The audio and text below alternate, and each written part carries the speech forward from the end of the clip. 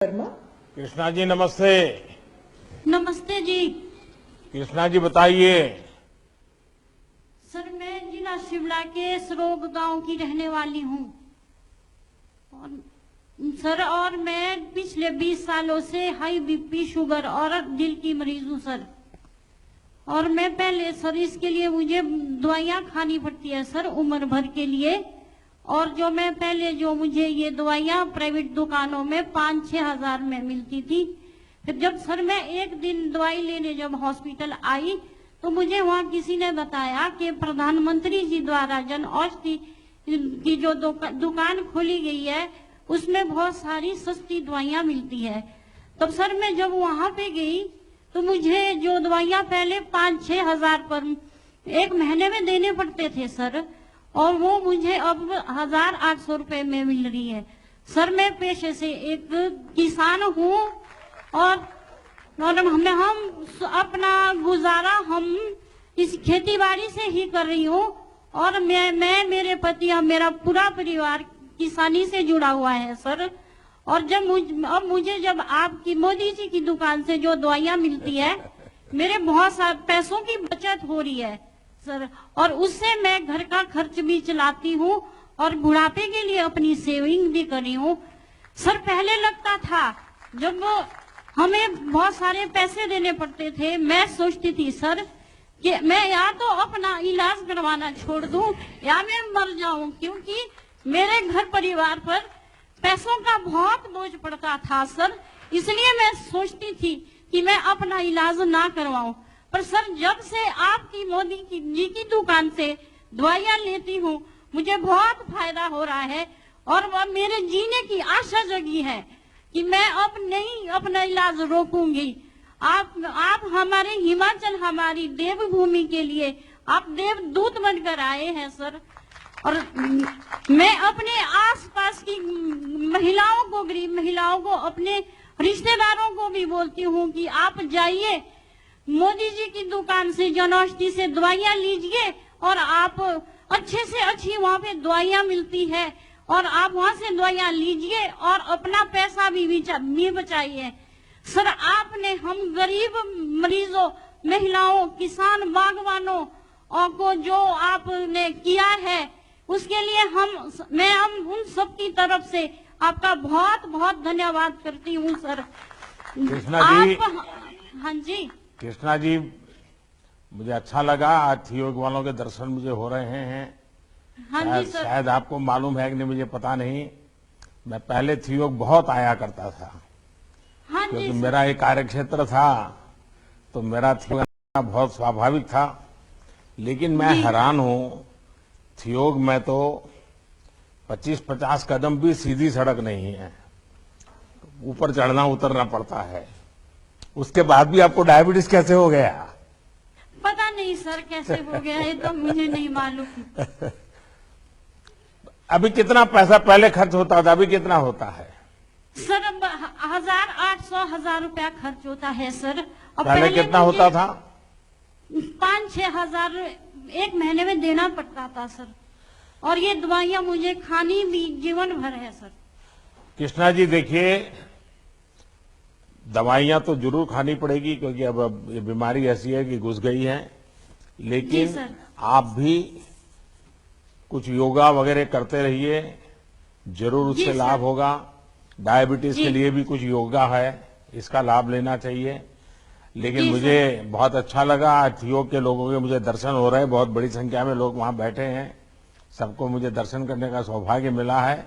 और मुझे बहुत अच्छा लगा कि आप भी औरों को इस काम के लिए प्रेरित करती हैं, मोदी की दुकान पर लोगों को भेजती हैं। आप लोगों के पैसे बचेंगे तो अच्छे काम में आएंगे। और सरकार की कोशिश यही है कि दवाई के पीछे जो खर्च होता है, जो गरीब परिवार, मध्यम वर्ग के परिवार को उसके कारण बहुत तकलीफ हो जाती है। लेकिन आपने ये बात को ठीक से पकड़ा, लोगों को पहुंचाया। मेरी तरफ से आपके उत्तम स्वास्थ्य के लिए मैं प्रार्थना करता हूं। और थियोग में तो बीमारी होनी ही नहीं चाहिए जी। मैं थियोग इतना बढ़िया जगह है, वहां बीमारी नहीं घुसनी चाहिए। चलिए बहुत बहुत शुभकामनाएं आपको। जी सर, मैं भगवान से प्रार्थना करती हूँ सर कि आप दीर्घायु हो।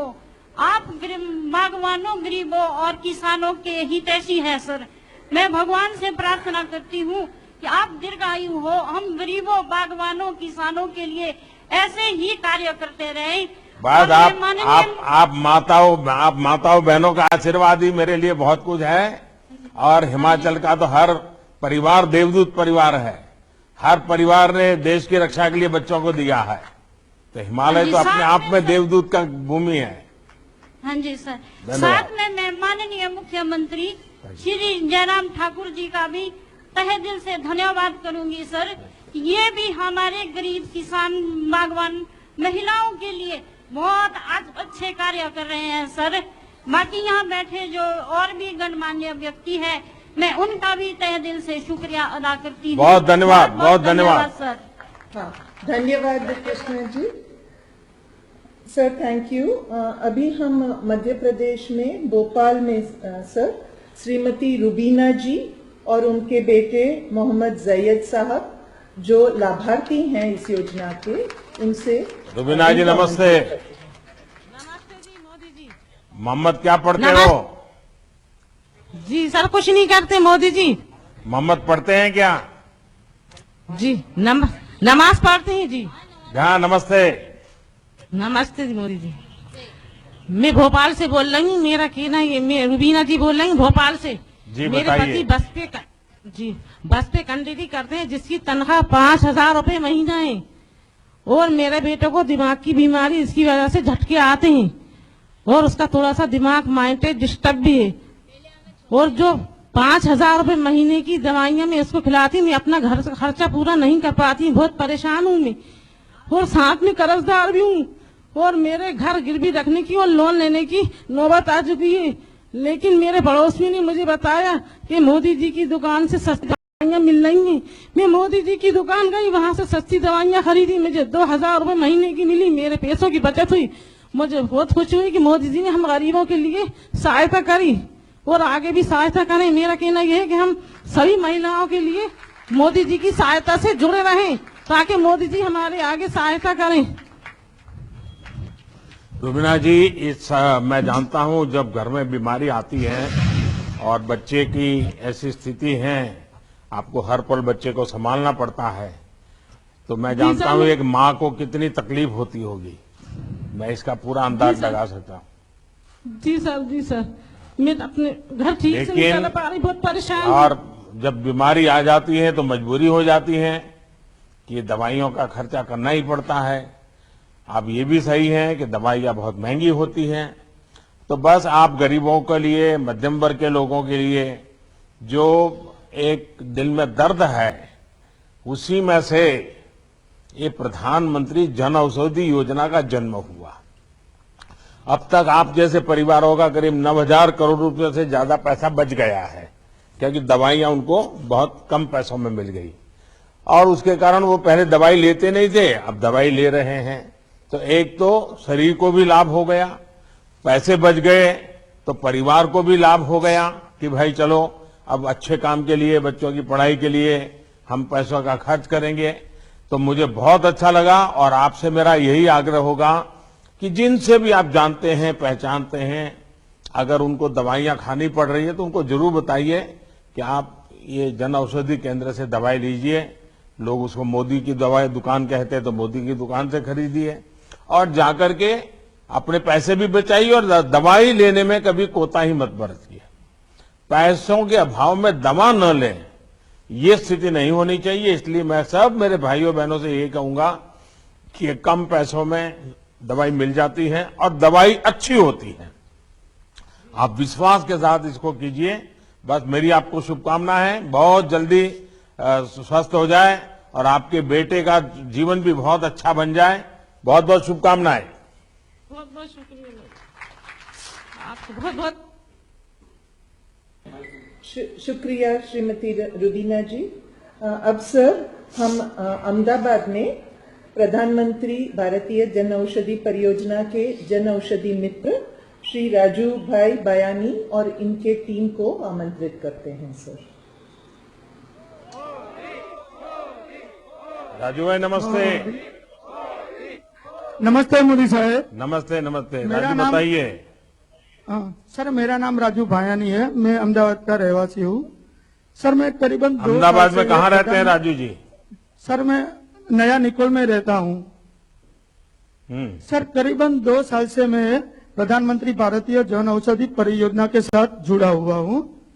सर हम लोगों ने जब ये कोरोना की महामारी में हम सब जन औषधि मित्रों ने मिलकर एक अभियान की शुरुआत की थी।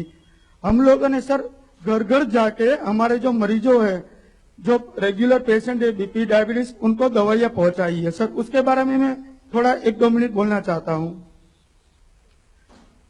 सर हमने देखा कि जैसे कोरोना की महामारी में लॉकडाउन आगे बढ़ता गया तो हमारे वहाँ मरीजों की संख्या बहुत कम आने लगी, क्योंकि सब लोगों को डर लगता था कोरोना का। जो बुजुर्ग थे उनको तो ज्यादा लगेगा।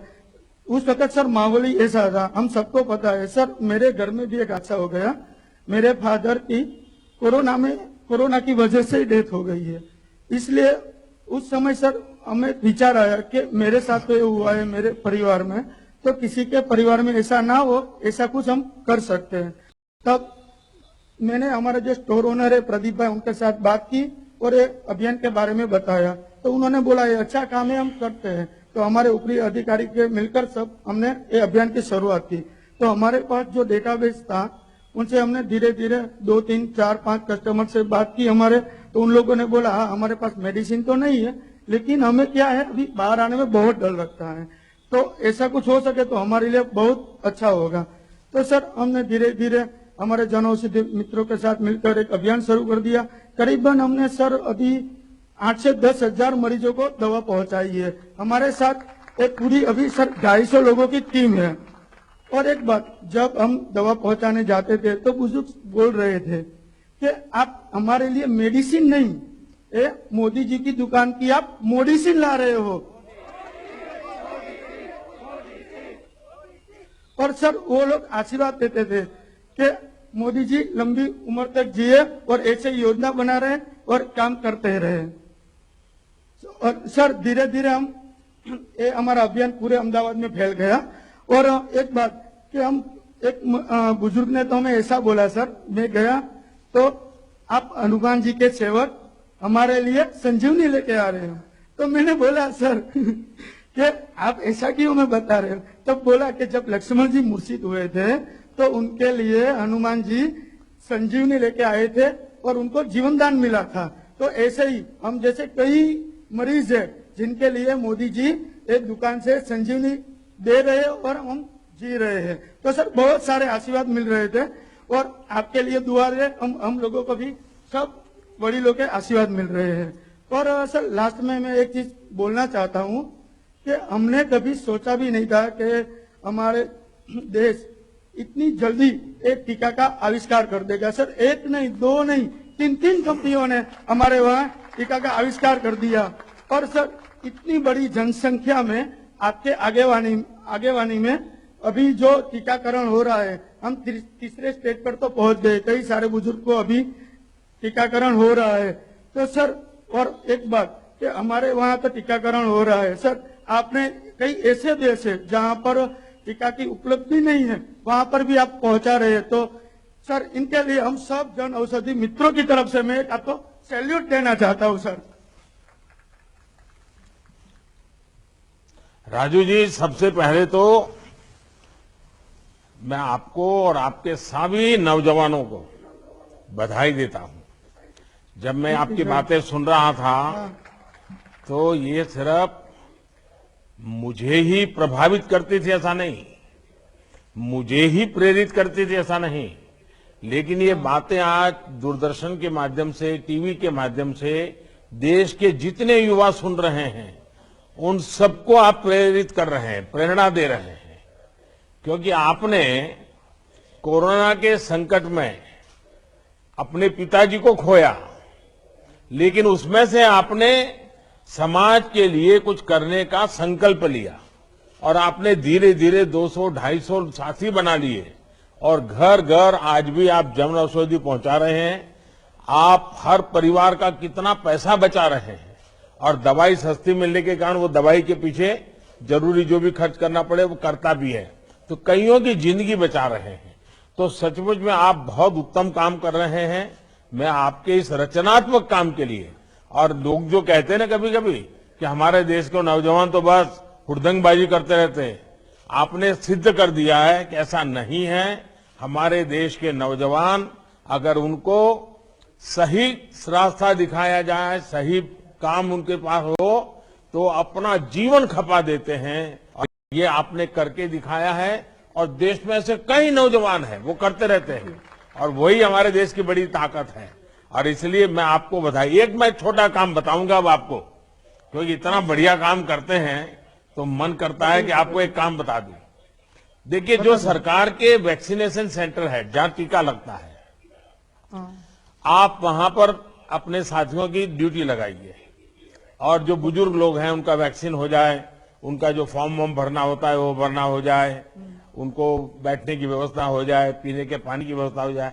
आप देखिए, आपको बहुत आशीर्वाद मिलेंगे। हाँ सर, हाँ, सही है तो सर। करेंगे आप लोग? हाँ, सही में करेंगे सर। बहुत बहुत धन्यवाद। सही सर्वाध्यक्ष कर देंगे हम सर। बहुत धन्यवाद राजू, बहुत धन्यवाद। Thank you sir, thank you, thank you. Raju भाई आभार। अब सर हम दीव में मारुति नगर में श्री इरशाद अहमद रफीक भाई को आमंत्रित करते हैं कि वो आपसे बात करें। इरशाद नमस्ते। नमस्ते साहब जी, हाँ रफीक जी बताइए। कैसे हो साहब? मैं इरशाद रफीक भाई कुरैशी बोल रहा हूँ। दीव संचालक हूँ मोदी मेडिकल स्टोर।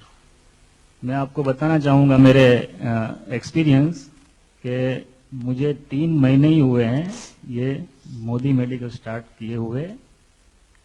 तो मैं पहले एक छोटे से मेडिकल स्टोर में फार्मेसिस्ट की जॉब करता था, और मेरी तनख्वाह थी 8,000 रुपये ओनली। और पहले से ही मेरा ड्रीम था कि मैं मेडिकल स्टोर खोलूं, लेकिन मेडिकल स्टोर वो भी हो कि जिसमें सेवा भी कर सकूं। तो प्रधानमंत्री जन औषधि केंद्र से बढ़िया कोई ये मौका नहीं था कि जिसमें सेवा भी हो और कमाई भी हो। तो आज 3 महीने में मेरी आवक 3 गुना हो चुकी है जी, आपके आशीर्वाद से। रफीक, कितने लोग जन औषधि का फायदा उठाते हैं? अभी 1 महीने में मैं आपको बताऊं तो 1400 से 1500 आदमी फायदा उठा रहे हैं, और ये यहाँ पे मोदी मेडिकल के नाम से ही फेमस हो चुका है सर। लेकिन और जो दवाई की दुकान वाले हैं वो अब आपको गुस्सा करते होंगे कि भाई हम तो दवाई पहले इतने बेचते हैं, तुम कहां से मोदी को ले आए? हम तुम इतनी सस्ती दवाई देते हो तो हमारा तो दुकान बंद हो जाएगा, लोग चिल्लाते होंगे। तो इसमें तो सर ये सेवा है, उनको सबको साथ देना चाहिए, सबका साथ सबका विकास है ये। तो देखिए, आपने अच्छा काम किया है, और आपने पढ़ाई फार्मेसी की और दुकान खुद की बनाने का मन कर गया, लेकिन फिर भी आपने सेवा भाव से दुकान चलाने वाले काम में जुड़ गए। तो आप तो एक प्रकार से मेरे बहुत अच्छे मजबूत सहयोगी बन गए हैं, क्योंकि जितने सही है जन सर। औषधि केंद्र चलाते हैं वे मुनाफे के लिए नहीं चलाते हैं। आज 7500 750 करीब 7500 जन औषधि केंद्र में जो लोग बैठे हैं वो एक प्रकार से समाज सेवा के मेरे सबसे बड़े साथी बन गए हैं। रफीक, आप भी उसमें से एक हैं। मेरा यही आग्रह रहेगा कि लोगों को ये बार बार बताते रहिए, जिनको इसका फायदा हो रहा है उनको कभी कभी महीने में 1 आध बार इकट्ठा कर लीजिए, और किसी को बुलाइए ताकि उनके स्वास्थ्य के लिए अच्छी अच्छी बातें बताएं, क्या खाना क्या न खाना, कितना समय सोना, कितना समय नहीं सोना। तो एक बहुत बड़ा दीव में तो क्रांति आ जाएगी, और दीव तो ऐसा है कि जो किसी भी चीज में क्रांति कर सकता है। जैसे आप लोगों ने सोलर एनर्जी में किया है, कितना बड़ा अद्भुत काम किया है। Yes sir. दुनिया में लोग कहते हैं नेट न्यूट्रल की बात, आपने दीव वालों ने तो जितनी बिजली चाहिए उससे ज्यादा सोलर की पैदा कर दी है। तो दीव वाले तो कमाल कर सकते हैं। तो मैं रफीक चाहूंगा कि बहुत लोगों को आप इससे जोड़िए, लोगों के पैसे बचेंगे, अच्छे काम के लिए लगेंगे, और बहुत लाभ होगा। बहुत बहुत धन्यवाद आपको। मैं thank you Shri Irshad ji. Sir, अब हम कर्नाटक में मंगलूर में डॉक्टर पद्मनाभ कामत जो जन औषधि को बढ़ावा देते हैं उनको आमंत्रित करते हैं सर। नमस्ते मोदी जी। नमस्ते डॉक्टर कामत।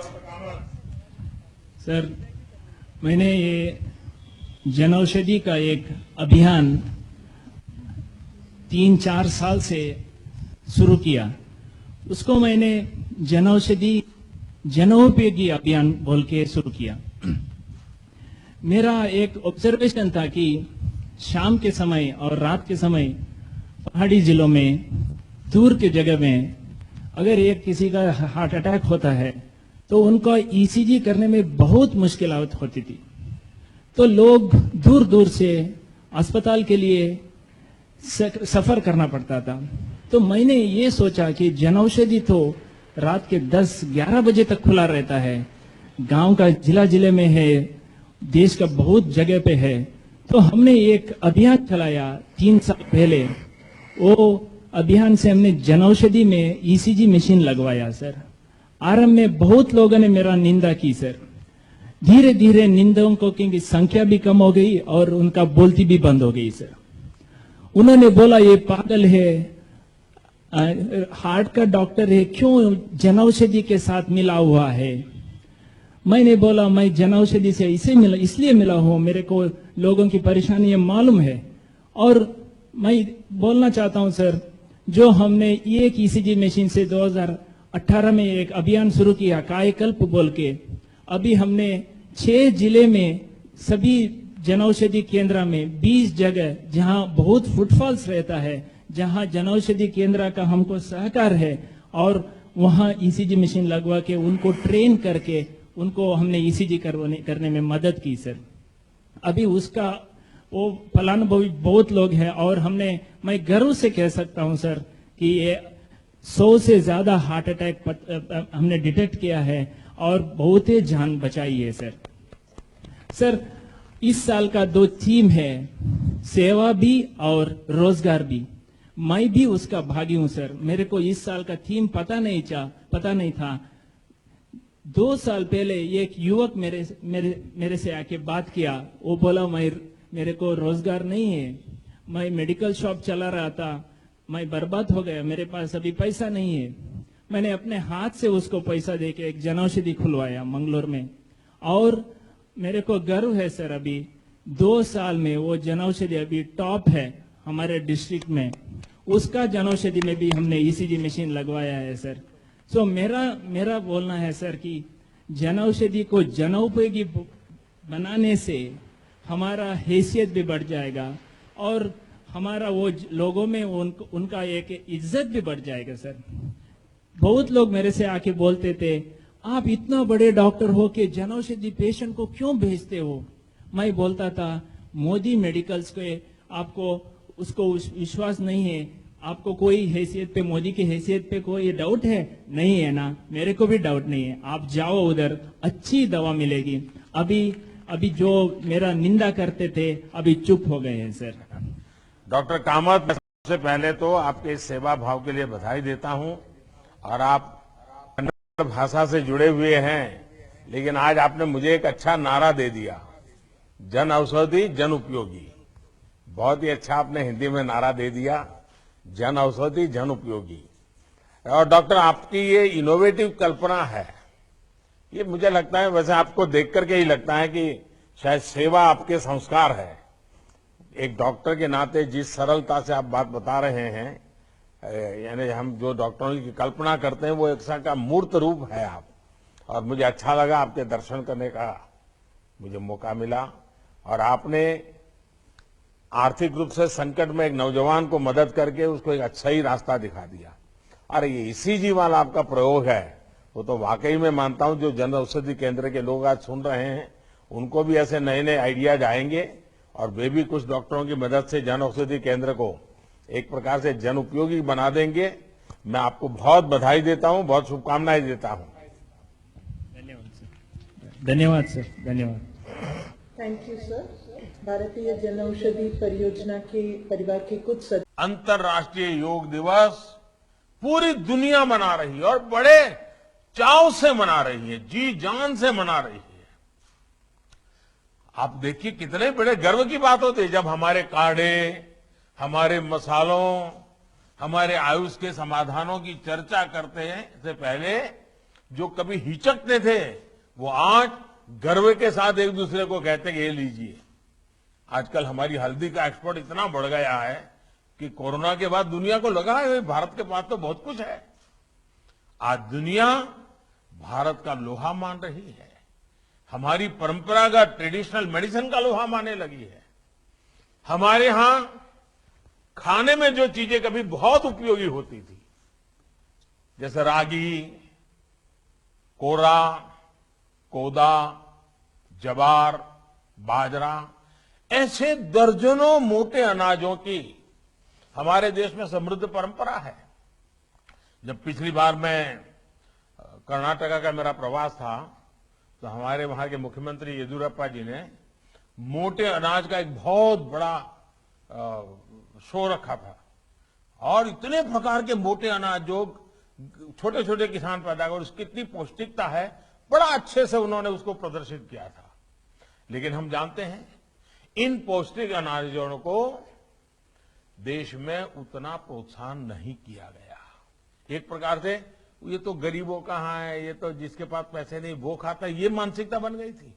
लेकिन आज अचानक स्थिति बदल गई है और स्थिति बदलने के लिए हमने लगातार प्रयास किया है। आज मोटे अनाजों को न सिर्फ प्रोत्साहित किया जा रहा है बल्कि अब भारत की पहल पर संयुक्त राष्ट्र यूनाइटेड नेशंस ने, यूएन ने वर्ष 2023 को इंटरनेशनल ईयर ऑफ मिलेट्स की भी घोषित किया है। ये मोटा अनाज मिलेट्स पर फोकस से देश की पौष्टिक अन्न भी मिलेगा और हमारे किसानों की आय भी बढ़ेगी। और अब तो 5 स्टार होटल में भी लोग ऑर्डर करते समय कहते हैं कि हमें वो मोटे अनाज की फलानी चीज खानी है। धीरे धीरे क्योंकि सबको लगने लगा है कि एक मोटा अनाज शरीर के लिए बहुत उपयोगी है और अब तो यूएन ने माना है, दुनिया ने माना है। 2023 में पूरी दुनिया एक वर्ष के रूप में उसको मनाने वाली है और इसका सबसे बड़ा लाभ हमारे छोटे किसानों को होने वाला है क्योंकि मोटा अनाज वहीं पैदा होता है, वही लोग मेहनत करके निकालते हैं। साथियों, बीते वर्षों में इलाज में आने वाले हर तरह के भेदभाव को समाप्त करने का प्रयास किया गया है। इलाज को हर गरीब तक पहुंचाया गया है। जरूरी दवाओं को, चाहे हार्ट स्टेंट शो की बात हो, नी सर्जरी से जुड़े उपकरणों की बात हो, उस कीमतों को कई गुना कम कर दिया गया है। इससे लोगों को सालाना करीब 12,500 करोड़ रुपए की बचत हो रही है। आयुष्मान योजना से देश के 50 करोड़ से ज्यादा गरीब परिवारों को 5 लाख रुपए तक का मुफ्त इलाज सुनिश्चित किया है। इसका लाभ अब तक 1.5 करोड़ से ज्यादा लोग ले चुके हैं। अनुमान है कि इससे भी लोगों को करीब 30,000 करोड़ रुपए की बचत हुई है। यानी जन औषधि, आयुष्मान, स्टेंट और अन्य उपकरणों की कीमत घटने से हो रही बचत को अगर हम जोड़ें, सिर्फ स्वास्थ्य से जुड़ी हुई बातों की मैं बात कर रहा हूं, तो आज मध्यम वर्ग का, सामान्य परिवार का करीब करीब 50,000 करोड़ रुपया हर साल बच रहा है। साथियों, भारत दुनिया की फार्मेसी है, ये सिद्ध हो चुका है। दुनिया हमारी जेनरिक दवाएं लेती है लेकिन हमारे यहां ही उनको एक प्रकार से उदासीनता रही, प्रोत्साहित नहीं किया गया। अब हमने उस पर बल दिया है। हमने जेनरिक दवाओं पर जितना जोर लगा सकते हैं लगा, क्योंकि सामान्य मानवी का पैसा बचना चाहिए और बीमारी भी जानी चाहिए। कोरोना काल में दुनिया ने भी भारत की दवाओं की शक्ति को अनुभव किया है। यही स्थिति हमारी वैक्सीन इंडस्ट्री की थी। भारत के पास अनेक बीमारियों की वैक्सीन बनाने की क्षमता थी लेकिन जरूरी प्रोत्साहन की कमी थी। हमने इंडस्ट्री को प्रोत्साहित किया और आज भारत में बने टीके हमारे बच्चों को बचाने के काम आ रहे हैं। साथियों, देश को आज अपने वैज्ञानिकों पर गर्व है कि हमारे पास मेड इन इंडिया वैक्सीन अपने लिए भी है और दुनिया की मदद करने के लिए भी है। हमारी सरकार ने यहां भी देश के गरीबों का, मध्यम वर्ग का विशेष ध्यान रखा है। आज सरकारी अस्पतालों में कोरोना का फ्री टीका लगाया जा रहा है। प्राइवेट अस्पतालों में दुनिया में सबसे सस्ता यानी सिर्फ 250 रुपये का टीका लगाया जा रहा है। हर दिन लाखों साथियों को भारत का अपना टीका लग रहा है। नंबर आने पर मैं भी अपनी पहली डोज लगवा चुका हूं। साथियों, देश में सस्ता और प्रभावी इलाज होने के साथ साथ पर्याप्त मेडिकल स्टाफ की उपलब्धता भी उतनी ही आवश्यक है।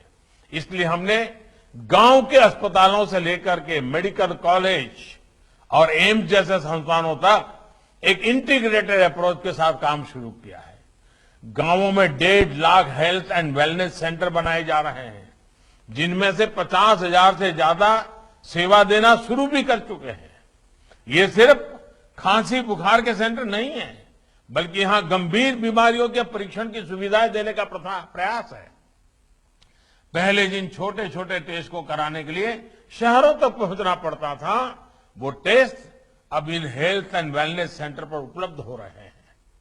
साथियों, इस वर्ष के बजट में स्वास्थ्य के लिए अभूतपूर्व बढ़ोतरी की गई है और स्वास्थ्य के संपूर्ण समाधानों के लिए प्रधानमंत्री आत्मनिर्भर स्वास्थ्य योजना की घोषणा की गई है। हर जिले में जांच केंद्र, 600 से ज्यादा जिलों में क्रिटिकल केयर अस्पताल जैसे अनेक प्रावधान किए गए हैं। आने वाले समय में कोरोना जैसी महामारी हमें इतना परेशान ना करें, इसके लिए देश के हेल्थ इंफ्रास्ट्रक्चर में सुधार के अभियान को गति दी जा रही है। हर 3 लोकसभा केंद्रों के बीच एक मेडिकल कॉलेज बनाने पर काम चल रहा है। बीते 6 सालों में करीब 180 नए मेडिकल कॉलेज स्थापित किए गए हैं।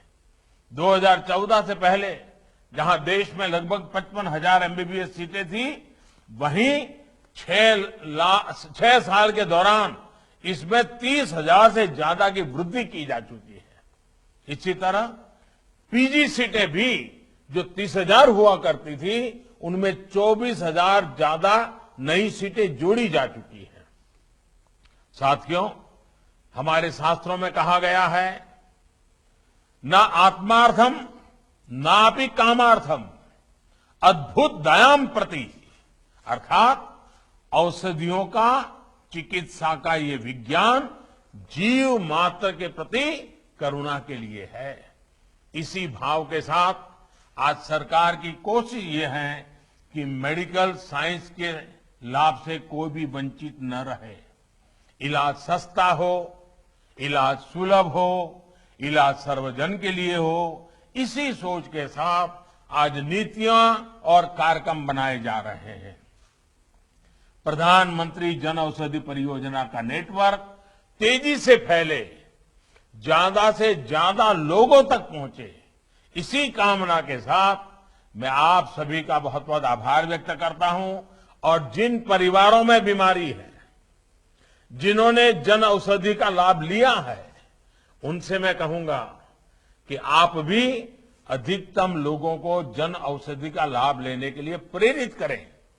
हर दिन लोगों को समझाइए, आप ही इस बात को फैलाकर उसकी मदद कीजिए, उसकी सेवा कीजिए और आप स्वस्थ रहे।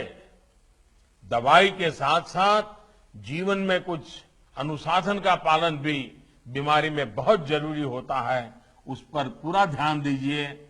मुझे आपके स्वास्थ्य की हमेशा कामना रहेगी। मैं चाहूंगा मेरा देश का हर नागरिक, क्योंकि आप मेरे परिवार के सदस्य हैं, आप ही मेरा परिवार है, आपकी बीमारी यानी मेरे परिवार की बीमारी है, और इसलिए मैं चाहता हूं मेरे देश के सभी नागरिक स्वस्थ रहें। उसके लिए स्वच्छता की जरूरत है, वहां स्वच्छता रखें। भोजन में नियमों का पालन करना है, भोजन में नियम का पालन करें।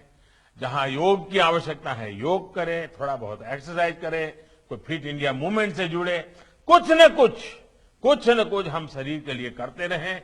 जरूर बीमारी से बचेंगे, और बीमारी आ गई तो जन औषधि हमें बीमारी से लड़ने की ताकत देगी। इसी एक अपेक्षा के साथ मैं फिर से एक बार आप सबका बहुत बहुत धन्यवाद करता हूं और सभी को बहुत शुभकामनाएं देता हूं। Thank you sir. औषध विभाग और देश भर से इस कार्यक्रम में उपस्थित सभी के तरफ से आदरणीय प्रधानमंत्री श्री नरेंद्र मोदी जी के मार्गदर्शन के लिए हृदयपूर्वक धन्यवाद। इस कार्यक्रम में उपस्थिति और अपने योगदान के लिए सभी माननीय मंत्रीगण, राज्य के मुख्यमंत्री, जनप्रतिनिधि, प्रधानमंत्री, भारतीय जन औषधि परियोजना के परिवार के सदस्य, लाभार्थियों को हम दिल से धन्यवाद करते हैं। नमस्कार, मैं हूं मानक गुप्ता।